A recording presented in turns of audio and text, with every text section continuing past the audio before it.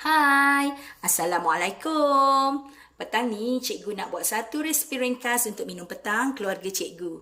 Cikgu nak buat carbonara pastry.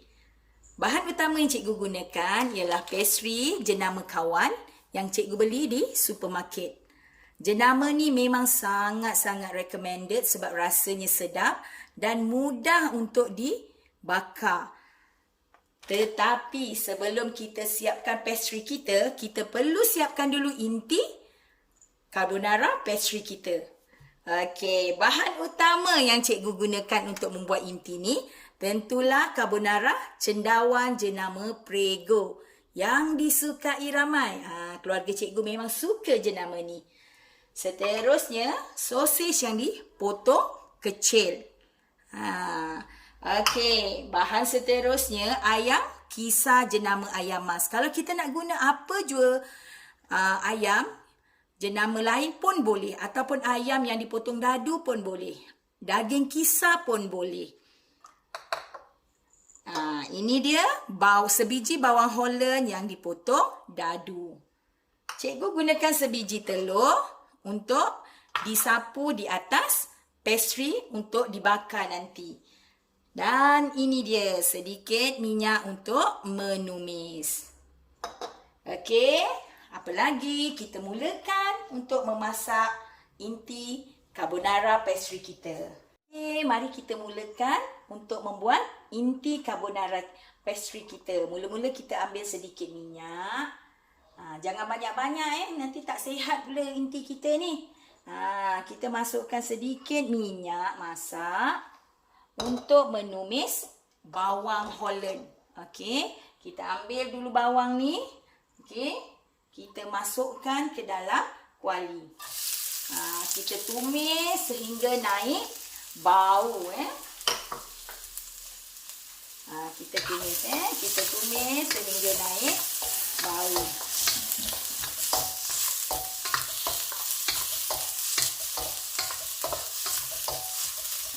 Kita tumis dulu. Okey, tumis dan tumis sehingga bawang ni kelihatan keperangan dan baunya wangi. Okey, kita lihat bawang kita dah keperangan, bau pun dah wangi. Tadi cikgu lupa nak beritahu, kita juga perlukan sedikit garam. Letak secubit garam sahaja, jangan banyak-banyak secubit garam aja untuk resepi ni. Okey. Kemudian kita akan masukkan ayam kisar. Okey, masukkan ayam kisar ke dalam kuali. Kita tumis dulu ayam kisar ni sehingga sedikit masak. Okey, kita tumis supaya bawang dan ayam ni digaul rata.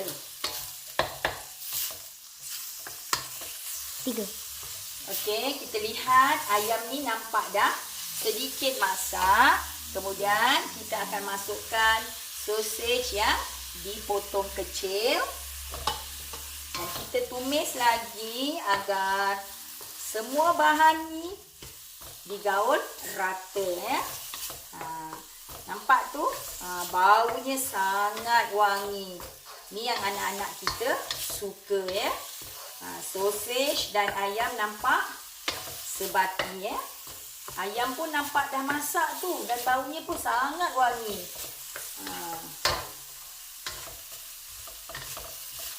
Kita tumis dulu dalam 2-3 minit. Baru kita masukkan carbonara Prego tu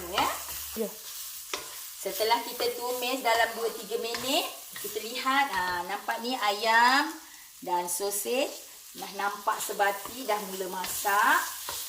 Dah masak lah ni baru kita masukkan Prego carbonara. Okey, kita masukkan.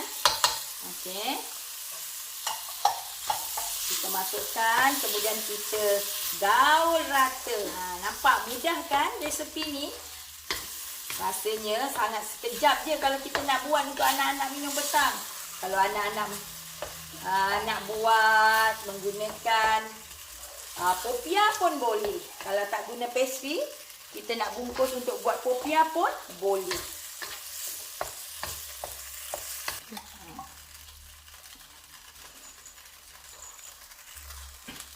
Okey, nampak yang kita tumis ni dah mula masak. Kita ambil sedikit air, masukkan ke dalam tin Prego ni. Kemudian kita masukkan ke dalam kuali. Kita goncang-goncang. Kemudian kita gaul rata. Boleh. Nampak tak ni? Kita punya inti pun dah nampak nak masak. Bau pun dah naik wangi. Okey, kita gaul-gaul sekejap dalam masa seminit dua. Okey, kita cuba rasa tentu sedap sekali. Kita rasa. Sangat sedap. Kita tumis lagi sedikit. Okey, nampaknya inti kita dah pun siap. Nanti selepas ni cikgu nak tunjuk macam mana kita buat pastry carbonara. Okey. Wow, menyelerakan. Inilah hasil yang cikgu masak tadi. Inti carbonara untuk pastry yang cikgu janjikan. Cikgu nak buat untuk minum petang. Cuba lihat pastry yang cikgu recommend tadi. Jenama kawan ya. Yang ni cikgu dah buka bungkusan tadi dan kita cuba buat pastry carbonara yang sungguh enak. Okey, mula-mula kita ambil satu keping pastry ni, kita letak di atas dulang. Ambil inti ni, inti carbonara ni sedikit. Kita boleh letak di dalam ni, jangan terlalu banyak ya. Nanti boleh melimpah dan pastry ni tidak cantik. Okey, kita letak inti tu agak-agak. Okey, kita boleh buat macam-macam bentuk kalau kita nak bentuk 3 segi pun boleh. Ataupun kita nak buat bentuk 4 segi memanjang pun boleh. Okey. Bila kita dah letak inti, pastikan kita tekan-tekan sedikit supaya inti tu tidak keluar. Kemudian ambil garpu untuk kita membentuk garisan pada bahagian tepi kita tekan sedikit supaya pastry ni lekat okey, nampak? Ini bentuk segi 3. Kemudian kita masukkan ke dalam loyang. Loyang ni saya telah lesirkan dengan margarin. Okey, kita masukkan ke dalam loyang. Okey, kita buat lagi. Kita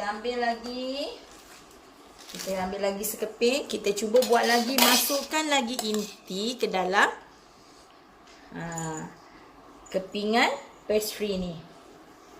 Yang ni cikgu nak tunjukkan kita buat bentuk segitiga dulu ya. Okey. Kita tekan pada bahagian tepi ni supaya tidak terbuka. Tekan sedikit dulu. Kemudian kita ambil garpu ni, kita tekan pada bahagian tepi supaya lapisan ni tidak terbuka.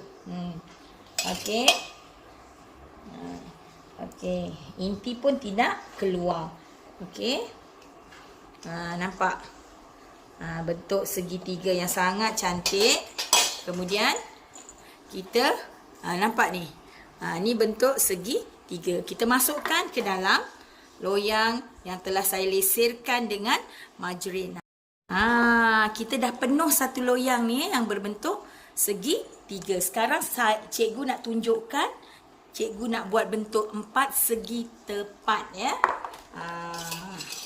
Kita masukkan dulu inti ke dalam ni. Jangan banyak-banyak ya. Kalau banyak-banyak takut terkeluar, tak menarik bila kita bakar. Ini kita akan bakar menggunakan oven ya. Okey, nampak ni yang bentuk 4 segi. Kita tekan sikit dekat hujung. Kita tekan. Okey. Okey, ambil garpu.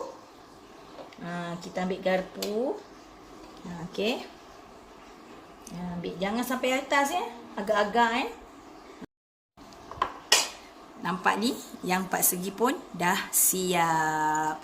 Okey, ini yang segitiga tadi, yang ni yang 4 segi. Kemudian, apa yang perlu kita lakukan? Kita akan sapu kuning telur kuning telur ni.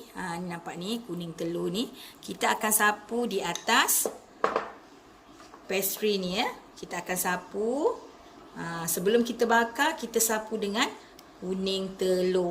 Okey, kita sapu macam ni keliling rata supaya bila kita bakar nanti nampak keperangan golden nampak cantik.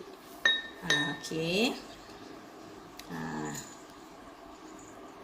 Okay, kita sapu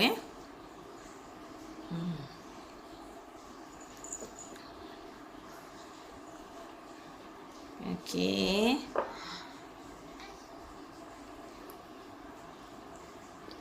Okey. Nampak tu? Kita sapu. Kita hanya perlukan guna kuning telur sahaja. Jangan guna putih telur. Okey, sekarang tiba masanya. Kita dah siap tadi semua. Kita dah letak kuning telur, dah sapu di atas pastry tu. Sekarang kita nak bakar. Saya gunakan oven batik. Kita akan bakar menggunakan suhu 200 darjah Celsius. Menggunakan api atas bawah. Bakar selama 25 minit. Okey, kita guna rak yang paling bawah sekali Gunakan rak yang paling bawah. Kemudian kita tutup. Kita dah letakkan suhu 200 darjah Celsius. Kemudian kita letak masa 25 minit. Api atas bawah. Okey, nanti kita tengok hasilnya. Wow, panas-panas lagi carbonara puff pastry cikgu. Nampak warnanya keemasan dan berkilat. Wah, rasanya memang sungguh sedap dan menyelerakan. Lepas ni, semua boleh cubalah resepi mudah daripada cikgu. Selamat mencuba. Jumpa lagi di lain video. Bye. Terima kasih semua. Thanks for watching. Jumpa lagi di video yang akan datang. Selamat mencuba. Jangan lupa like, comment, share and subscribe. Bye.